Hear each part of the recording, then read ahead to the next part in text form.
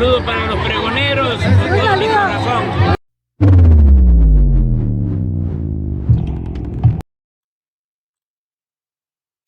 Pregoneros, bienvenidos a una nueva transmisión más. Es un placer estar nuevamente con ustedes. Servidor Ian Rodríguez, transmitiéndoles desde el día de hoy. Nos seguimos encontrando en este domingo, 7 de julio del 2024. Si nos estás viendo por primera vez, muchísimas gracias por tu tiempo y por tu espacio.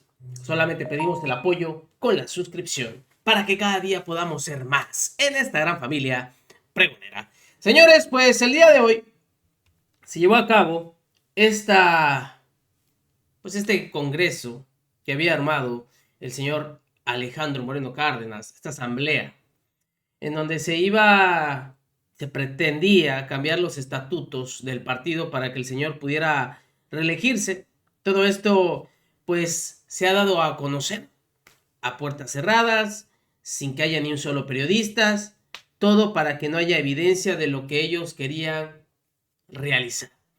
Ante esta situación, quien dijo que si llega a pasar esto, se larga del PRI, es Beatriz Paredes. Sí, así lo anunciaba rápidamente. ¿Se ve con otros colores políticos? Ese es un tema que ¿Colores políticos? va por algún tiempo. ¿Se ve con otros colores políticos? Ese es un tema que, como ya le dije, estamos valorando. Pues Beatriz Paredes, de verdad... Es un tema que está valorando, pero vamos a entrar en contexto, vamos a entrar de lleno al tema. Beatriz Paredes, ante esta situación y de lo que el día de hoy prácticamente es una realidad, explota en contra de Alejandro Moreno, de este PRI, que simplemente acaba de sentenciar su vida política. Escuchen ustedes. Tiempo del centro del país. ¿Qué va a ocurrir con el PRI? ¿Qué va a ocurrir con la política como la conocemos nosotros a partir del próximo 1 de septiembre, una vez que entre ya la nueva legislatura? ¿Qué va a ocurrir con el país políticamente hablando a partir del 1 de octubre, una vez que una mujer, la primera en 200 años, tome las riendas del Ejecutivo en esta nación? ¿Qué va a ocurrir con políticos del calibre, de la clase, de lo que nos ha dejado finales del siglo XX, principios del siglo XXI, con personajes tan importantes en nuestra política como Beatriz Paredes, que es senadora de la República actualmente, pero ha sido dirigente partidista, fue presidenta del PRI, ha sido gobernadora, de las primeras mujeres gobernadoras en este país, ha sido líder de estos grupos sociales con una larguísima trayectoria, fue embajadora de nuestro país en Brasil, a quien me da muchísimo gusto y saludo y respeto y admiro. Reconozco la carrera de Beatriz Paredes, que se encuentra en línea telefónica. Senadora, ¿cómo está? Muy buenas tardes.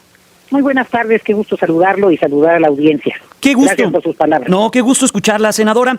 ¿Qué va a ocurrir con el PRI, senadora? A mí me gustaría empezar con eso y ya luego entrar con la reforma al Poder Judicial, lo que ha ocurrido, la manera en la cual usted desde la tribuna también ha hecho muy importantes señalamientos en torno a Norma Piña.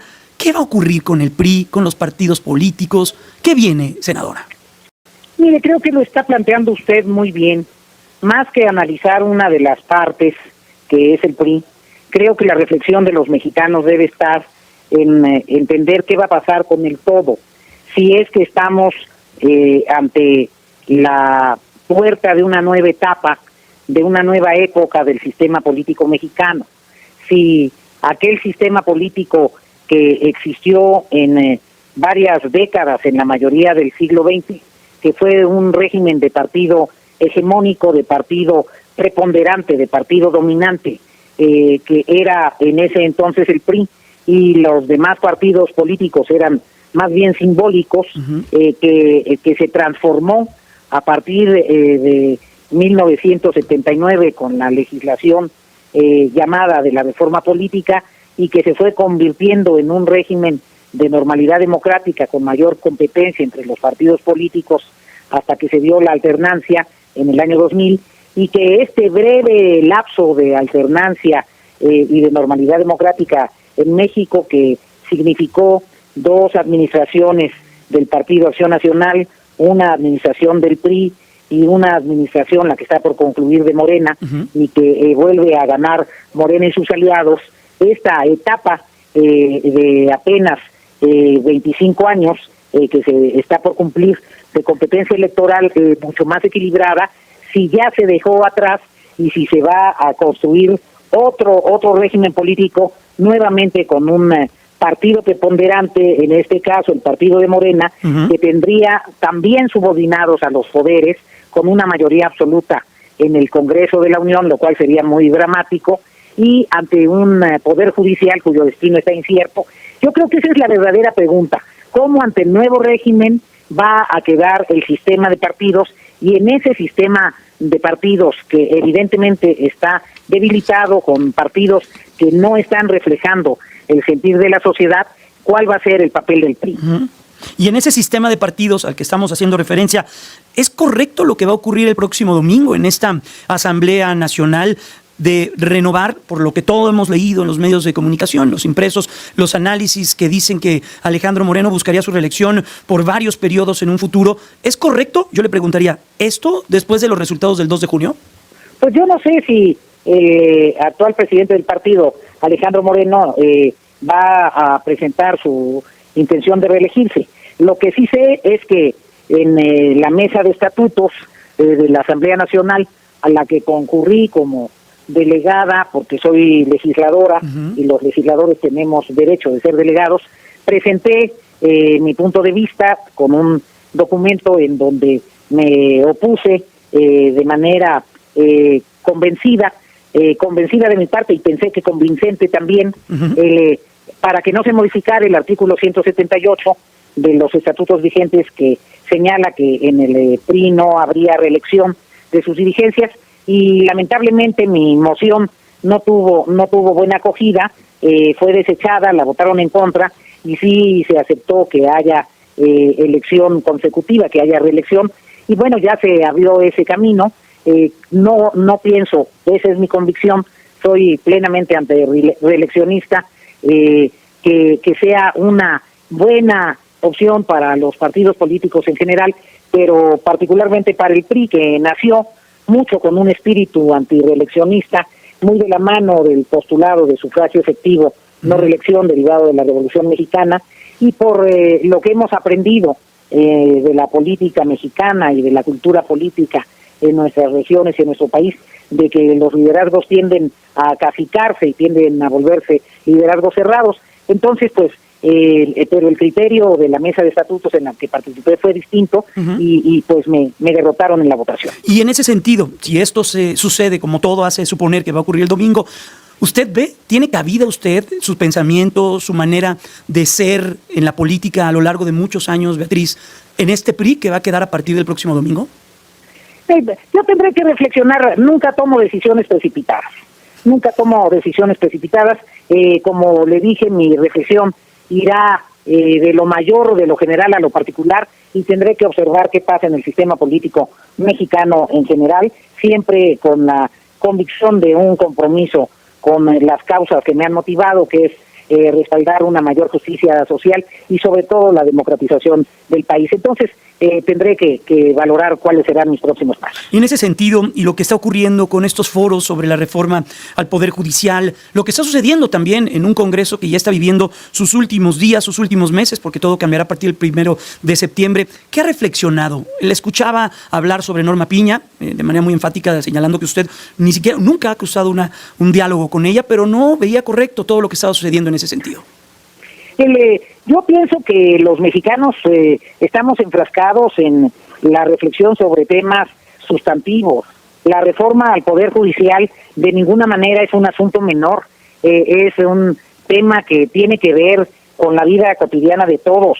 Si a cualquier persona que nos está oyendo, que tenga un problema de carácter legal, no se le hace justicia, no se actúa con neutralidad, con honradez al analizar su caso, pues eso le afecta. Entonces, el tema de la reforma al Poder Judicial es un tema que merece la atención cuidadosa de todos, y mucho más de quienes tienen la experiencia y el conocimiento como son los integrantes del Poder Judicial. Por eso señalaba en mi intervención en la tribuna que pues lo más saludable es que haya cohesión hacia el interior de la Suprema Corte, y que me sorprendía mucho estos escarceos que al parecer pretendían desconocer a la presidenta de la Suprema Corte de Justicia, lo cual me parece un sinsentido. Todo parece indicar que esta reforma transitará. Lo que ocurra para el mes de septiembre ya lo estaremos viendo, de qué manera y qué reforma judicial es la que se aprueba. ¿Qué necesita México en ese sentido, Beatriz, senadora? Usted que conoce mucho, que ha platicado con grupos sociales, que ha estado en ambas cámaras, que ha sido líder de uno de los partidos políticos más importantes de este país, que ha viajado por el mundo. ¿Qué necesitamos en cuestión de reforma judicial? Que esta sí ya es impostergable, pero ¿qué reforma necesitamos?